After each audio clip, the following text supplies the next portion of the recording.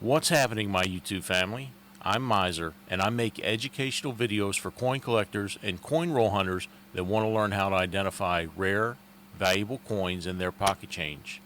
There are plenty of rare coins and varieties that are worth collecting or flipping if you know what to look for and have a little luck on your side. In today's video, I'll tell you a little of the history behind the 1976 Bicentennial quarter, sometimes called the Drummer Boy quarter, what the different strikes are, and how to identify the features that determine the value of the coin. We'll even talk about what made one of these 25-cent quarters sell for over $19,000 at an auction. On October 23, 1973, the Bureau of the Mint issued a press release announcing a $5,000 prize for each of 3 winners of a national competition for the reverse or the back of the coin design of the 1976 Bicentennial quarter. On March 6, 1974, Cincinnati-born Jack L.R. was chosen as the winner. His design depicted a colonial drummer along with a flaming torch surrounded by 13 stars. This design was the focus of some controversy though, but we'll talk about that in a later video. The chief engraver Frank Gasparo did make a few changes to the original design before they were finalized, but they were relatively minor. 1976 Bicentennial quarters were minted at 3 different mints. The Philadelphia Mint produced almost 810 million business strike copper-clad coins in 1975 and 1976. A clad coin is a coin with different metals sandwiched between 2 or more metals. You can tell where a 1976 quarter was minted by looking for the letter to the right of Washington's ponytail. The mint mark can be important to determining the value of a coin. An S is for the San Francisco Mint, a D is for the Denver Mint, and no mint mark indicates that the quarter was minted in Philadelphia. The Denver Mint produced over 860 million nickel-clad coins during these years. The San Francisco Mint produced 3 special edition coins during 1975 and 1976. These coins were minted and marketed to coin collectors. Between 1975 and 1976, the San Francisco Mint produced over 7 million proof quarters, an estimated 11 million uncirculated silver sets, and about 4 million proof silver-clad quarters. About 4.9 million silver uncirculated sets were sold with silver quarters, and about 3.9 million silver proof sets containing silver quarters were sold. There were about 15 million silver bicentennial quarters made during these 2 years, but several million of them no longer exist. They were melted in the 1980s when the price of silver spiked significantly. This period of time is known to collectors and numismatists as the Great Silver Melt. We'll talk more about this in a later video as well. In order to determine the value of a quarter, several things must be considered, like the mintage, surviving population, demand, melt value, and the grade. We'll talk about some of these briefly, then we'll get into the selling prices and values of specific bicentennial quarters. We've already discussed the amount of quarters minted, and there were a lot of them produced over 2 years. Bicentennial quarters were hoarded by collectors and everyday citizens as well.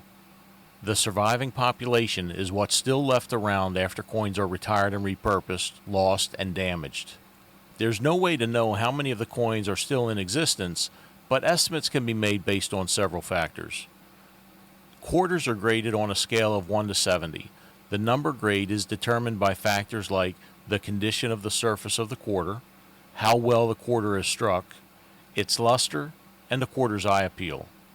Bicentennial quarters can still be found in rolls of coins and change, even though they're still hoarded by many people.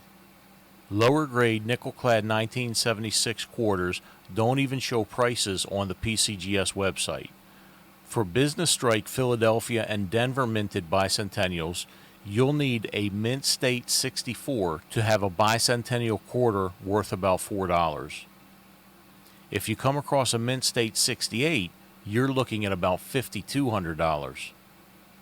Here's a mint state 68 1976 bicentennial quarter that sold at auction for $6,462. And here's what it looks like without the slab.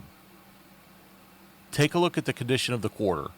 Notice the lack of wear on the coin around the edges and the hairline of Washington. You can't tell luster from this picture, and there aren't many marks from other coins on the surface as well. If you come across a quarter like this, someone probably dumped a collection, and you were the lucky recipient of someone's prized bicentennial quarter. Let's skip around a bit, talk about silver bicentennial quarters, then we'll come back to nickel-clad and talk about some really cool error quarters. In lower grades, for the silver 1976 quarters, the price will be more driven by the current price of silver. You can expect a low-grade silver quarter to be worth between about $4 to $6. Even at mint state grades, you're not talking about a huge price increase until you hit mint state 68 and above. Look at the value of the mint state 69, $13,500. Here's the first silver 1976 quarter for us to look at. This is a 1976S, minted at the San Francisco Mint. This quarter was graded as proof 70 DCAM. DCAM means deep cameo, and we'll talk more about this shortly. A proof coin is a coin that was struck differently than the business strikes. Proof coins are struck under greater pressure with dies that nowadays are heavily polished and treated with chemicals to give contrast between the field and the relief of the coin. The relief is the raised part of the coin, and the field is the flat surface that's not used for design or inscription. Notice the frosty look of the relief and the light and dark contrast to the field. Decams are sure to bring a little more value to a coin, and believe it or not, it's not uncommon to find proof coins in change or in roll coins from the bank. You know, I do a live show every Thursday at 8 o'clock Eastern here on YouTube with my friendly coin family. It's a very friendly and welcoming group of people. You should stop in sometime and hang out. There are always opportunities to win free giveaways too. Just recently, on a live stream, I found 2 proof coins in rolls of $50. Here's a picture of one of them. This $50 showing some wear on the cheek and some scratches in the field, but it's still pretty. Okay, let's get back to the quarters. This proof quarter, the one we were just talking about, sold for almost $1,900 at auction. Here's one that'll put a few extra dollars in your pocket. Good luck finding one of these in your change, though. It's probably not going to happen. A man can dream, though. This is a silver 1976S mint state 69, an almost perfect coin. This beauty sold at auction for $19,200. Here's a better look at it. This is what a near-perfect coin looks like.